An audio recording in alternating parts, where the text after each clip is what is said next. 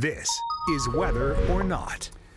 And welcome into this Friday edition of Weather or Not, wrapping up the work week, and the heat is on. Yeah, the heat is on. Severe weather still continues as well. Of course, the weekend, a lot happening here and a lot happening out to our west. Let's take them coast to coast, shall we? Yeah. Brand new video again, coming in day 3 now of this 5-day severe weather outbreak. How about this in Lake City?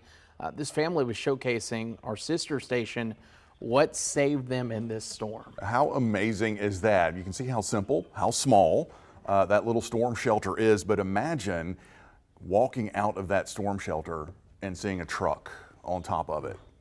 Just an incredible tornado there in and around Lake City, Arkansas, and yeah, just absolutely thankful that that is a place that does tend to have a lot of these tornado shelters, and rightfully so.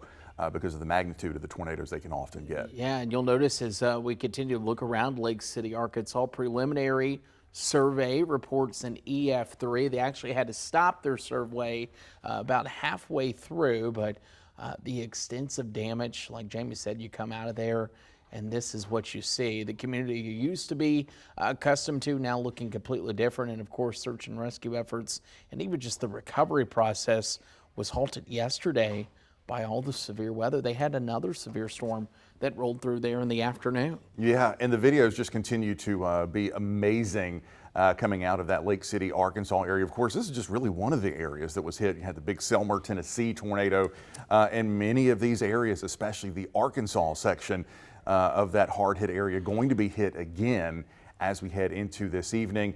Again, a preliminary EF3 rating on that tornado there in Lake City, Arkansas, but it could go higher as they finally sort of are able to get out and finish those storm surveys once all of the crazy weather that continues finally settles down heading into next week. Yeah, and one of the things they're going to be doing is actually going up just to the northeast to Monette, Arkansas. Same system, same cleanup process, just about 10 minutes to the northeast. This was once again what the cleanup looked like there. Obviously the damage. Sometimes with this, it's hard to tell until you know what the structures look like. Those structures obviously completely devastated, and also the wind speed estimates coming in there close to 130 miles per hour. But that official report that survey will continue. But it wasn't just Arkansas, Jamie. It was also Tennessee, where flooding really took off yesterday. Yeah, 80 water rescues on Thursday thanks to significant flash flooding. And this is what we've been talking about. You know, the National Weather Service calling for potentially generational rainfall amounts showing up with these repeated rounds of thunderstorms. Nashville particularly hard hit yesterday. They're going to get hit again today and again on Saturday. With additional rounds of thunderstorms. And you can imagine now, obviously, the ground just completely saturated. So any additional rainfall going to lead to big, big flash flooding issues, and all of that water has to go into the rivers. Yeah, and so that's going to keep going into next week. Yeah, that's going to be the big problem. I've already seen the Ohio River and even the Mississippi start to creep up as well. And this is where you really run into problems. We saw this with Helene. We'll see this especially out across western Kentucky and western Tennessee. Those small town roads, all those little rivers, those creeks, yeah, they overflow, and eventually those roads give out. This is in Cheatham County there in Tennessee, and at one point this morning, the entire state of Kentucky was under a flash flood warning except for 2 counties. Just shows how that is going through. All right, let's talk about coast to coast and what we're going to be talking about today. And unfortunately, this is day 3. Tornado risk very elevated again. Yeah, there was severe weather yesterday, although it was certainly nothing like what we saw on Wednesday, and nothing like, unfortunately, what's going to be happening today with another round of intense severe weather and potentially violent tornadoes. And look at where it's centered. Level 4 risk now right through the areas that were so hard hit back on Wednesday. Yeah, cleanup process. Obviously, they want to go out and they want to do the damage surveys, but now you're talking about another round of supercells and damaging winds. The Storm Prediction Center saying long track violent tornadoes possible again today in those areas of that level 4 severe weather risk. And unfortunately, it's going to continue. Level 3 severe weather risk for your Saturday, and then eventually this will begin to push its way a little bit more to the east. Yeah, Memphis, Little Rock down to Jackson and Shreveport under the gun heading into the day Saturday. Sunday, this system finally kind of starts to lose a bit of its steam. Still could bring some isolated severe weather from extreme western North Carolina through Atlanta, Birmingham, down into Mobile, Pensacola, and Tallahassee. And then by the time, thankfully, we get into Monday, that system comes into our backyard. Severe weather risk is slim to none. We'll get to that coming up here in just a couple of minutes. There's what it looks like, though, with future radar. And like we showed you yesterday, it is just round after round after round.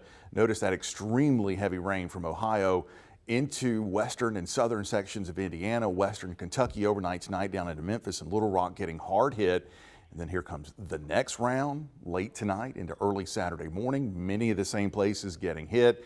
And you can see more of those intense thunderstorms all the way into Saturday afternoon. Really magnifying the flood threat, I think, starting tomorrow. It's already bad, but I think tomorrow may be the straw that breaks the camel's back for places like Memphis and Nashville. I mean, look at the way the cold front is kind of orienting all these storms from southwest to northeast, and storm motion is that way as well. So you're getting heavy rain just continuing to dump across portions of the deep south, even the Ohio Valley. And then by the time we pivot into Sunday morning, yeah, you think you might be clear, but now some of the new data showing even on the backside of this system, some redeveloping rain working in through the Ohio River, and then eventually your severe weather threat. Yeah, that goes all the way down toward Georgia and even into Alabama. So certainly a very busy forecast, and won't be until Monday for most of these areas till we get sunshine and some drier weather. Yes, and they will be very happy about that. Let's continue to take you coast to coast here as we head off into the Northeast. Again, as you've been saying, most of the weekender, they're kind of getting some of the leftovers, not terribly severe, but at least some bouts of showers and occasional thunderstorms. And how about another round of maybe freezing rain, sleet, and a little bit of wet, sloppy snow. Why not there for them? in Maine. Bangor to Augusta, sorry about it. Spring not happening for you. Otherwise, the rest of the Northeast just kind of damp and at least a little mild. Yeah, mild for sure, especially across Pennsylvania. 62 in Altoona, 54 in Erie, 53 in Syracuse, and yeah, the cold up there in Portland, 36 degrees. We'll continue and take you down to the southwest. How about some snow showers? That shows you the strength of this low pressure system, the piece of energy that will eventually pivot its way to the east. Snow across Lubbock and Amarillo.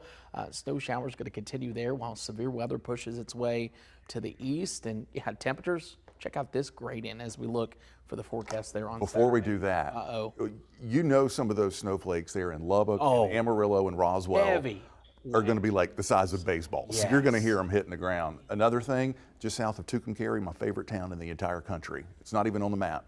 Oh, Truth and Consequences. That's the name of the town. Truth and Consequences, New Mexico. okay. Yep. Truth and con. Truth and Consequences, New Mexico. They're getting snow. Look at the temperatures. Yeah, look at those crazy temperatures here in the early part of April. 35 there in Tucumcari, 39 in Amarillo, 41 in Lubbock, but again, probably slipping into the 30s with some of those fat, wet snowflakes coming down the backside of that system. Texas doing Texas, though, 39 in Amarillo, 89 down in Corpus Christi. Pretty classic spring setup there across the state of Texas. All right, and finally the West Coast. You've been relatively quiet. Your forecasts, once again, will slowly change with more clouds as we go into the forecast on Saturday. Eventually that will lead to some showers Saturday evening and into Sunday. Sunday looks to be a wet day, but Saturday, not a bad one if you're planning to get outside. How about 73 ahead of that system in Portland?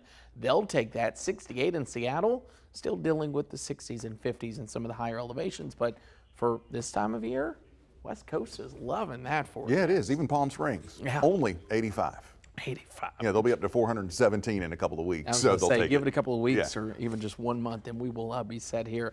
Let's talk locally here because I want to give you the first alert to what we're talking about for our weekend. It's a big weekend, a ton of events. Jenna wrote up some of these, which, of course, the 7th annual Touch a Truck, great for kids up in North Myrtle Beach. The tasting room, we've been there a time or two. I think I might have to be there. How about Yeah, their first ever birthday party? Yeah, that's going to be taking place tomorrow evening. If you've never been down there, it's great. Yeah, and temperature is going to be in the 80s to 89 degrees. We'll go into your Sunday. Notice for the Sunday events, a little bit warmer. We'll touch 90. Obviously, Darlington has a race Saturday, but Darlington also, the big one is on Sunday. Yeah, and it is going to be hot there at the Lady in Black. 90 blazing sunshine. A new one The Grand Strand Sushi Showdown? Yeah, right? That Sounds pretty good. Does sound good. Also, if you need to meditate, do a little bit of yoga, I do, but I'm not going to do it. Common Conscious Soul Festival. But regardless, whatever the plans are, Conscious Soul Festival? it's apparently a Market Common. It's for yoga, meditate, clarity. It's a big thing with some that vendors. and yoga in the yard? Yoga, yeah, you can do a twofer right there. Look at the Grand Strand finding their zen here this weekend. I like it. Find the zen before the rain moves in. Oh, look at that rhyme. Nice. Let's go ahead and talk about the rain that's going to be coming in on your Monday as we give you the first alert. It's been a long week. Soaking rain comes in and still holding strong. Yeah, which is good, and which is also unusual for what we've seen so far this season, where systems kind of come in here and fall apart. Not looking likely with this one. Likely going to get rain in here starting as we head into the late morning, midday hours on Monday, and let's just let it keep going. Monday afternoon. It looks like the back edge is going to sneak through, but then watch what happens. We get sort of a second surge of moisture that comes in here as we head into Monday evening and into Monday night, and that just keeps the soaking rain going. And it looks like now, by the time we wake up on Tuesday, it'll be over with. But as that rain is coming down, it's going to be quite a soaker, it looks like. And still watching some really optimistic trends in our rainfall forecast. Look at that. Yeah, and GFS has been flipping and flopping the entire week. The Euro still consistent with 1 to 2. Does love some 2 to 3. I'm not that optimistic yet, but 1, potentially 2 inches of rain. Oh, a rain that's steady with some rumbles of thunder as you go to bed Monday night. Sign me up. That will certainly help with the ongoing drought. I don't think, though, people are going to be ready for what's to come behind the rain. Yeah, we're talking about a big and pretty dramatic change heading into next week. Forget the 70s, forget the 80s, forget 90. We're going to drop daytime temperatures down to the 60s. There may be a day or two next week where we kind of struggle to hit 60 with a gusty wind blowing and those chilly nights down into the 30s. Still not sold on a frost threat. I know a lot of folks already started their gardening. Not sold on a frost threat. If it does happen, well inland. Probably west of I-95. I was going to say Darlington looks like if there's going to be one, it would be there. It'd be in Bennettsville, maybe up in Laurinburg. Other than that, I think it's a bigger threat of concern for North Carolina. We'll see. Yeah, but still quite a swing from running the AC this week, and we'll be cranking the heat back on once again heading into next week. A little colder. Yeah, a little bit colder, making those back and forth changes. Now, something else that's changing, of course, the changing of the seasons here as we head through spring, getting closer into summer, and this is the time of the year when the hurricane season outlooks start to be released. And we have the first big one of the season from Colorado State University. Here is Jenna Greenhill breaking down the numbers for the seasonal outlook for 2025. We are 58 days away from the start of hurricane season, beginning on June 1st, ending on November 30th. We see that peak season on September 10th. Colorado State released its yearly outlook. On average, we see 14 named storms, 7 hurricanes, and 3 major hurricanes. This year, Colorado State predicts we see 17 named storms, 9 hurricanes, and 4 major hurricanes. Now, it really is important to remember it only takes one storm. With the warmer Atlantic waters, we're not seeing as much wind shear in the ocean as well. We could see a very well above average season. We'll continue to keep you updated through that First Alert weather app as well as on air as we get closer to hurricane season, but we want to make sure that you are prepped now. Again, we're only 58 days away from the start of hurricane season. In studio, I'm meteorologist Jenna Greenhill. And while we've talked about outlooks, take them with a grain of salt, we did mention how there are some stats that I think you could at least have an idea for, like the percentage of landfall in the Carolinas, impacts by hurricanes in the Carolinas, a little bit more elevated than previous years. Yeah, Colorado State University, they kind of issue the numbers forecast, and we've had a lot of conversations about this. After what happened last year with so many huge, impactful hits, I kind of don't care about the numbers anymore. Yeah. You know, it only takes one, as we say every year, but I think last year certainly proved that. What I found more valuable that is released in that Colorado State outlook is the probability of landfalls and the probability of a hurricane passing within 50 miles of a coast. Yeah. For North Carolina this year, it is up to basically 50%. Yeah. A hurricane 50 miles offshore is close enough to bring some serious impacts. For South Carolina, it's up to almost 40%. The average is 29%. So, you know, he and his crew sort of thinking that potentially the East Coast, Florida, up into the southeast, maybe kind of a hot spot potentially for hurricane threats as we head into the season. And I put this on Facebook yesterday. Just pretend that I told you there's a 100% chance that we're getting hit with a hurricane, and prepare that way. And I like too that, and we talked about this on Are You Serious and I've done this in the past. We'll prepare you now. We'll give you the heads up, but also I think as we get later into the year, there will be probably a little bit more urgency when there's stuff out there in the Atlantic to talk about. But wanted to give you the first alert, at least to that. All right, it's Friday. You ready? Oh, happy hour. Friday, happy hour. Let's talk about Monday because for the first time in a long time, some shelf activity. Yeah, you know I love a shelf cloud. Absolutely love a shelf cloud. And as we had those storms coming into Horry County back there on Monday evening, set the camera to roll here at Coastal Carolina University, and what a beautiful shelf cloud it was. For the first one of the year, it was pretty impressive as that shelf blew over Conway, actually knocked down some trees and caused some power outages there in and around Conway, especially near downtown. Quite a few trees blown down. Yeah, a lot of wind there, and obviously it felt good to hear some rumbles of thunder. It did. In our area. Let's take it to our next story. How about scientists say Mount Spur in Alaska will likely erupt in the coming weeks or months. This is some aerial shots to get an up-close look at the towering volcano. Here's the kicker. There's a lot of people actually making plans to go out there and look at it. Would you take the risk for it? I would absolutely do that. Yeah, that bucket sounds list is to get up to Greenland for the new volcano erupting there, and you can almost basically walk up to it as it's erupting. Yeah, I would do that. Taking a chance, sure. but you know, at this point, why not? Yeah. So Yeah, yeah, you see steaming, they're narrating it through. Yeah. Yeah. If I did it, I would want to do the aerial view. I feel like it would be cool to look at. Oh, I'm definitely not hiking up the mountains. No. But yeah, helicopter I would do. All right. Well, last and certainly not least, I try to look up stuff, and I don't know if this was a joke by Jenna to put this in, but Sphere-X Jenna. shows millions of galaxies. So NASA Sphere-X has turned its detectors on for the first time in space. This is a new imagery to give us a look of what space looks like. For the first time ever, images have been released. It includes 6 images. They're working to showcase stars and galaxies. It will begin its official operation where we will get 600 photos of space each day. Jenna is officially retired from covering Friday Happy Hour segments. We were busy. Jenna throws some stuff in it. This is what she comes up with. Happy Hour is supposed to be like fun, relaxing. Hey, look at this. I'm not.